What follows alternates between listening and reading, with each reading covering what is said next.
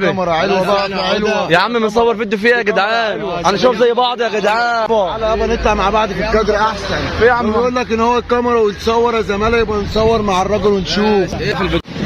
هسألك سؤال يا صاحبي. اتفضل. برضه بايدك يا عم لا يا عم اعتبرها، يا عم اعتبرني اخوك يا عم. في ايه يا عم؟ ماشي يا اخويا، بس كلمني كده يا عم. اهو اقف. انت تشبح هنا في المنطقه؟ لا كلهم اخوات والله. على راسي يا عم. عندك كام سنه يا محمود؟ انا تديني كام؟ اديك بتاع 40 سنه ولا 35. حلو. 35 سنه يا محمود. لو انت اتولدت قبل 15 سنه يبقى عندك كام سنه؟ قبل 15 سنه؟ لا والله. طب عندي 20 سنه. كم؟ 20. لا يا صاحبي فكر 20. كويس. لا 20. فكر كويس. طيب 20. يعني انت كده عايز ترد باي حاجه. انت هو 20. هو 20 يا عم. لا هو مش 20. امال هو كام؟ لو انت اتولدت انت عندك كام سنه؟ يا عم انت مالك؟ انا بسالك سؤال ليه؟ انت عندك كام سنه؟ انا عندي 26. لو اتولدت قبل 16 سنه؟ انا بسالك السؤال بس انت بتسالني. انا اللي عامل معاك انا برد مقابله عليك يا زماله. صاحبي. فكر كويس. ماشي.